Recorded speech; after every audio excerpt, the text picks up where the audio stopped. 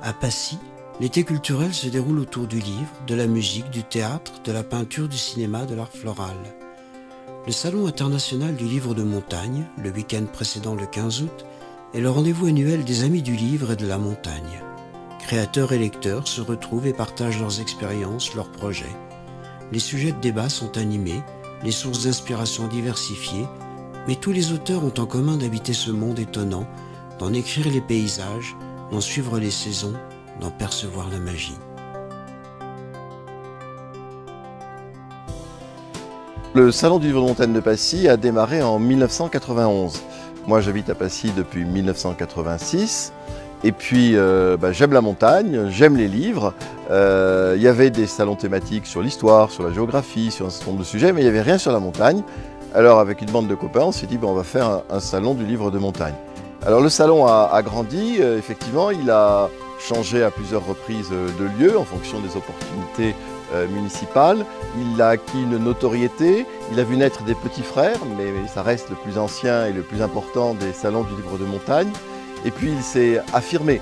Le livre de montagne, ça n'est pas que le livre d'alpinisme, hein. Toutes les approches de la montagne sont les bonnes, de la bande dessinée à l'histoire, de la géographie à la géopolitique, en passant par la poésie. Et puis c'est pas que les Alpes, c'est toutes les montagnes du monde.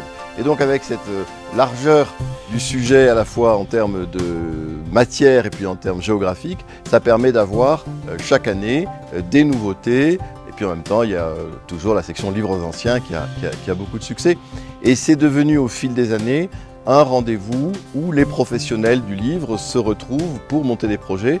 Et depuis à peu près la 10e année, on a vu arriver des livres finis, dont les auteurs nous disaient, par exemple l'éditeur et l'écrivain, ou le photographe et le poète, on s'est rencontrés au Salon de Passy, on a eu envie de travailler ensemble, et voilà le bébé, donc ça fait extrêmement plaisir.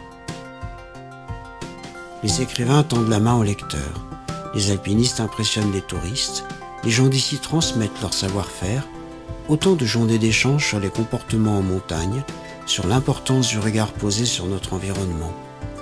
Le livre rassemble par-delà les cimes et les océans.